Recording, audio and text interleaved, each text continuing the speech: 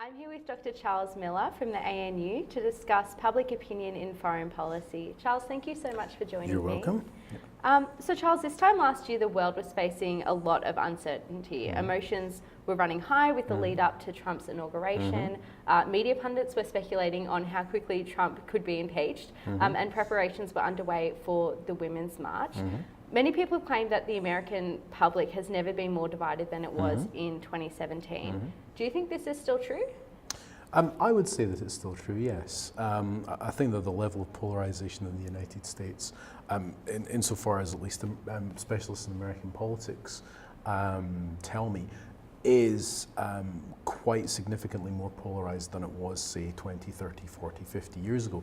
Whether it's more polarized than it ever has been in American history, we're not so sure, because opinion polling doesn't go back to, say, the American Civil War, when presumably things were pretty polarized. So we don't really have a point of comparison, but certainly in the modern era, I don't think American public opinion has been as polarized before as it is now, certainly since Trump became president.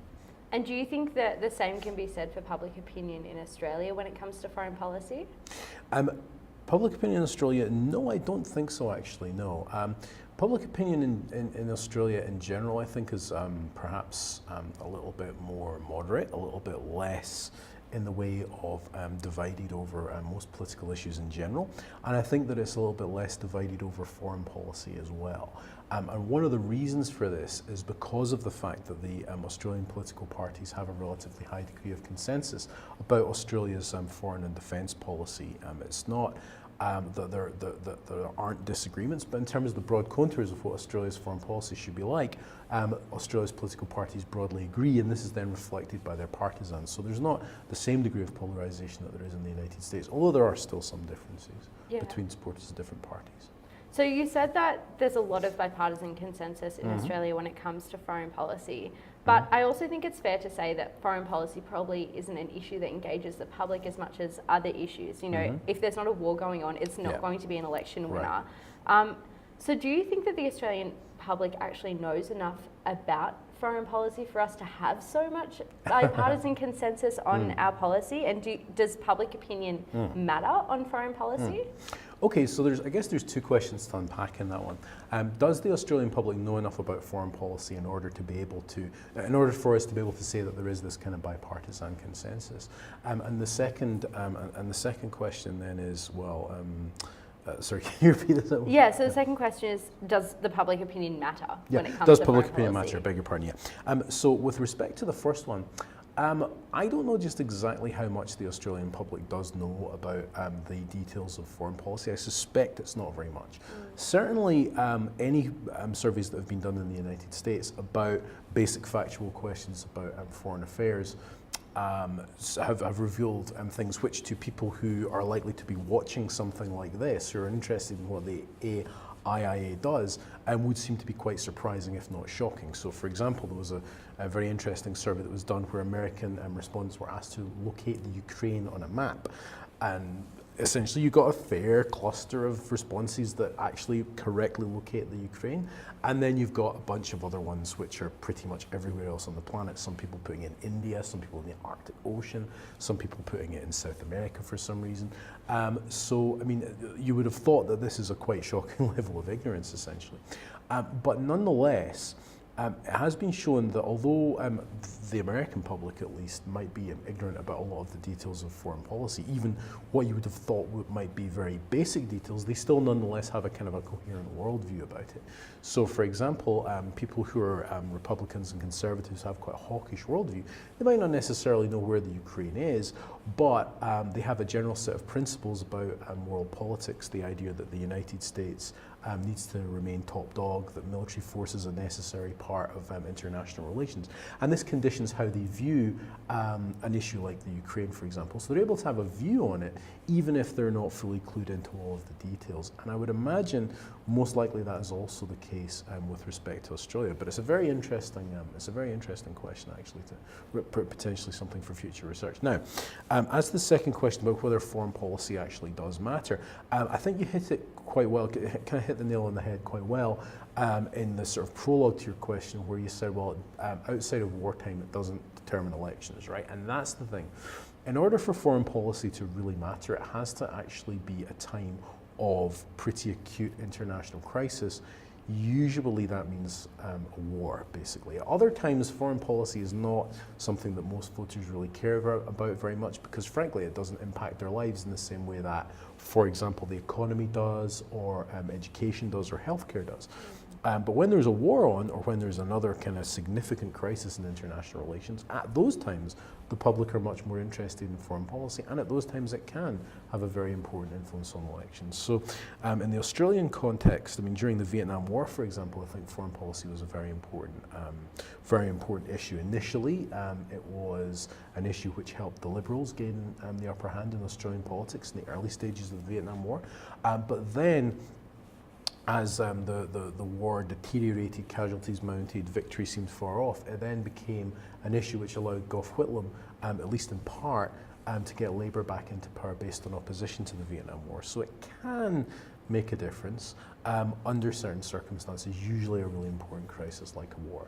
Yeah, so when it comes to war reporting and media, I think in the 20th century, it's fair to say, especially the latter half, the public probably was more engaged in foreign policy because of things like the Vietnam War and the ongoing Cold War. But in the 21st century, we've sort of seen just this constant mounting of tension and constant escalation of issues. When we look at North Korea, when we look at the Middle East, it's kind of been an ongoing conflict period. Do you think that the public's just kind of tired of having to constantly be engaged with these same conflicts of will North Korea nuke us today or not? Do you think maybe that's why people are disengaging? It could be, but I think it's also because these threats for most people remain kind of abstract. So the idea of North Korea actually launching a nuclear weapon or there being a war in the Korean Peninsula, most Australians would probably find it quite, and most people in the world would find it quite difficult to envisage because it hasn't happened for such a long time. I mean, the case of a war in Korea hasn't happened since the 1950s, which of course most Australians were not alive during. And in terms of there being an actual nuclear war, nuclear exchange, it's never happened. So when something hasn't happened ever or hasn't happened for a very long time, it's very difficult for people to conceive of it actually happening.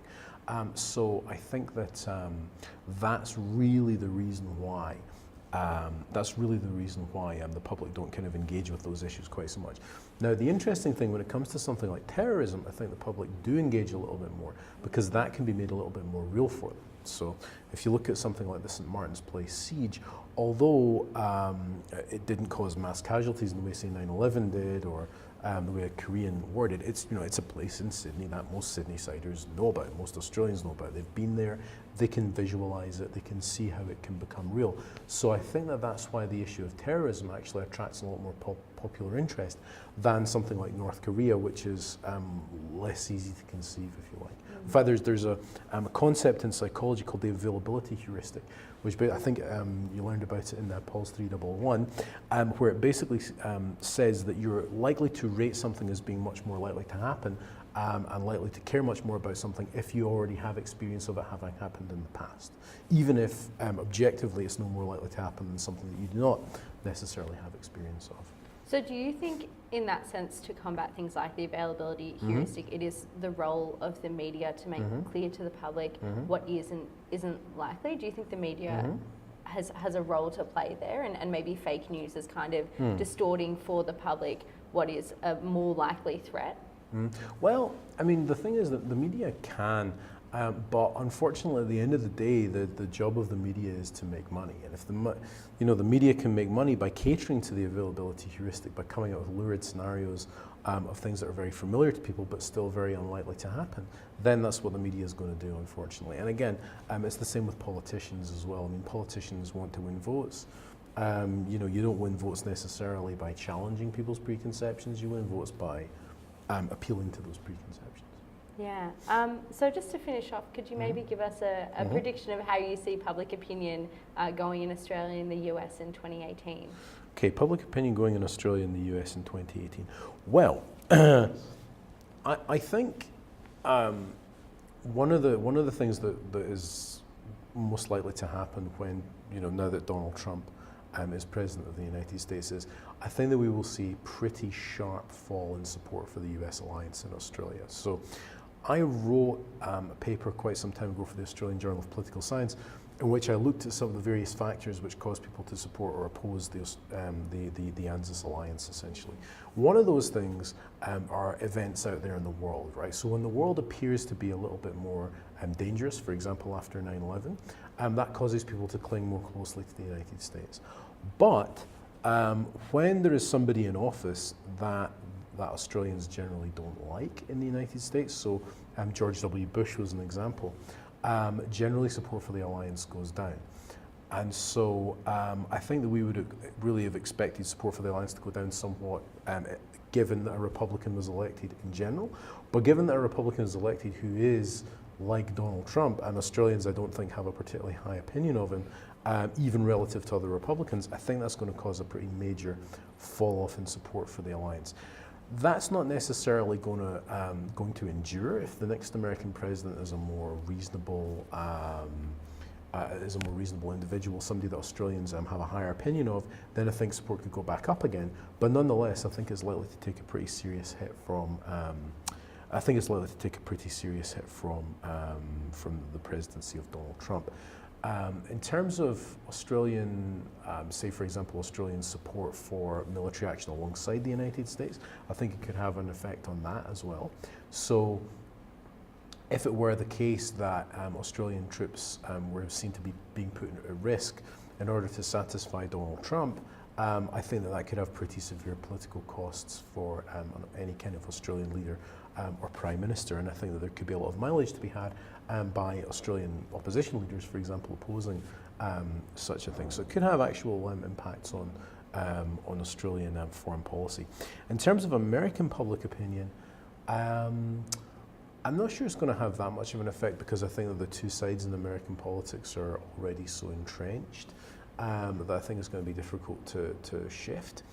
I think, however, there is going to be an increasing trend away from support for the Republican Party. That certainly seems to be what most people are saying who study public opinion in American domestic politics. So people who remain who remain supporters of the Republican Party in the United States generally tend to have a high approval of Donald Trump. So his approval rating with Republicans is still pretty high, but that's because fewer and fewer people are actually identifying as Republicans. It's turning people off the Republican Party, the fact that Donald Trump's administration has not fulfilled many of the things that people thought that it would. It's been generally quite chaotic. There are all of these allegations of collusion with Russia.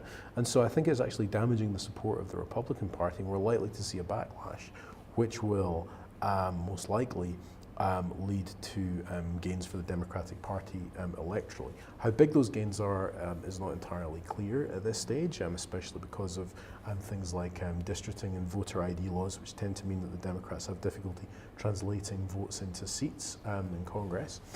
But there's going to be a backlash nonetheless.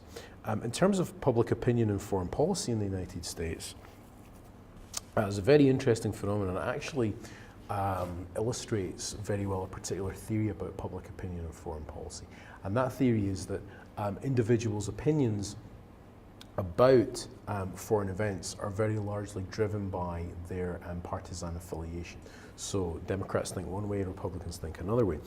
And there are graphs which I've seen produced which basically show what do the American public think of Vladimir Putin broken down by parties, so Democrats and Republicans. Now, a few years ago, Republicans were somewhat more likely than Democrats to be opposed to Vladimir Putin. The Republican Party, certainly when Mitt Romney was their presidential nominee, was actually quite significantly more hawkish in terms of its view of Russia than the Democratic Party was. But then, after the Russia collusion allegations came out, and Trump's relatively close relationship with Vladimir Putin was put into the spotlight, and it was perceived that possibly the Russians had helped the Republicans gain the White House. All of a sudden there was a near complete, in fact, more than an inversion. Now Republicans are significantly more likely to approve of Vladimir Putin than Democrats are. So Democrat hostility to him has gone up by quite a significant amount. Republican hostility to him has declined. And what people say is that this illustrates very well the fact that partisan affiliation largely determines your foreign policy viewpoints. There's nothing else really that's changed about Vladimir Putin in the meantime. So I think that we will see this, and we could actually end up seeing the Republicans in the United States becoming more of what might be almost termed a sort of nationalistic populist right-wing party, and which sees a natural affinity with Russia. Whereas beforehand they had been a party that had seen Russia as a major geopolitical foe, at least, if not necessarily an enemy. So that's another interesting thing to watch out for. Well, thank you so much for joining us You're today. welcome. And giving those incredible insights into what we can expect in foreign policy in 2018. Excellent. Okay. Thank you very much, Sonny.